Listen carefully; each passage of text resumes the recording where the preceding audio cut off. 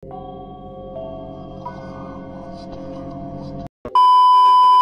what up mga bro? Welcome sa ating tambayan. At sa episode na to, ay mag-feeding video muna tayo. May isang bro kasi tayo na nagsuggest na ito eh. Shout out sa'yo bro, Juichi Asada. Siya nagsuggest na ito mga bro. Parang kay Schizofelma PH eh no. May pa Battle of the Fangs. Isa rin yun sa hinahangaan ko mga bro eh. Kaso di na siya nagtitiis ngayon. Unahin muna natin yung ating sling na Tocatl albopilosus Nicaragua. Grabe naman yan mga bro. Ay humarap pa talaga. Yabang naman. Proud na proud siya. Ang cute eh. Eto naman yung sunod natin mga bro. Isa nga pala tong Tocatl albopilosus Hondurian. Grabe naman yun. Pasikat.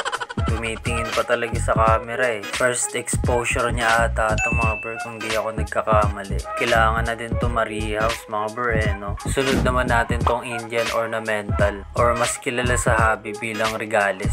Kakamod lang na ito eh pero try natin bigyan. Pasensya na kayo pakaingay ng aso ng kapitbahay. Balik tayo sa video. Poke lang natin tong LUTs. Mukhang nagulat ata. Ayun, napakabilis. Eto rin mga bro, kailangan na ata na itong rehouse. Nanliliit na yung enclosure niya sa kanya eh. Napakabilis niya lumaki eh no. Kitang kita yung pangil niya mga bro. Eto naman ang sunod natin mga bro, ang ating Nando Tripepe. Nagdadalawang isip nga ako kung isasama ko tong clip na to. Para kasi ang pangit ng pwesto niya. Nevermind pala mga bro, solid din pala to make down. Kahit ang pangit ng pagkapwesto niya. Eto rin mga bro, kailangan na to ma-rehouse. Ang bilis nila lumaki, nakaka-proud naman. Next naman ang ating pambansang Chaco Golden Knee or Grammostola polycrypts. Magmamolt na to son. Grabe naman yun. Isang bagsakan lang. Sabay titingin tas kakaway sa camera eh. Pasikat ka talaga. Eto pala yung first SP na nakip ko mga bro.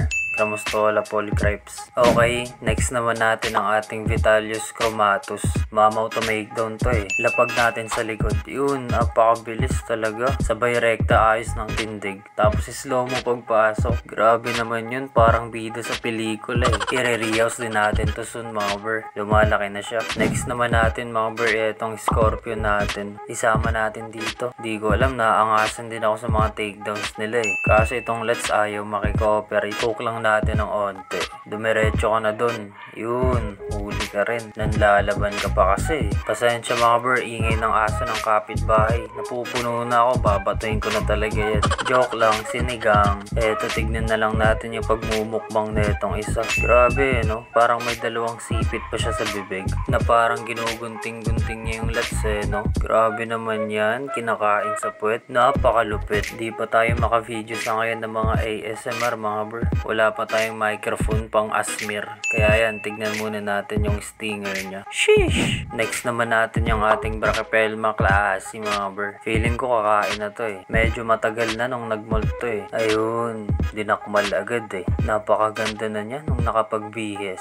Samantala nung dumating siya sa akin, may kalbo siya. Ngayon, napakaganda na. Focus nga muna natin, tsaka i-zoom para makita natin yung mga bulbul niya. Ganda. Napakalaki din ng mga pangil niya. Tapos next naman yung Monocentropus valfori or Socotra Island Blue Baboon. Drop lang natin dito. Ayun, napakabilis ng feeding response niya. Pinulot agad eh, sabay sinubo sa bibig. Pagmasdan muna natin siya saglit kumain. Kasi masakit pa rin yung ginawa niya sa akin. Gusto ko man gumanti pero di ko yun gawain. Wala na ulam sa kawali, sino kumain? Gusto kita hatawa. Ayun, kung umabot ka sa puntong to bro, matik, alam mo na kung ano yung kasunod.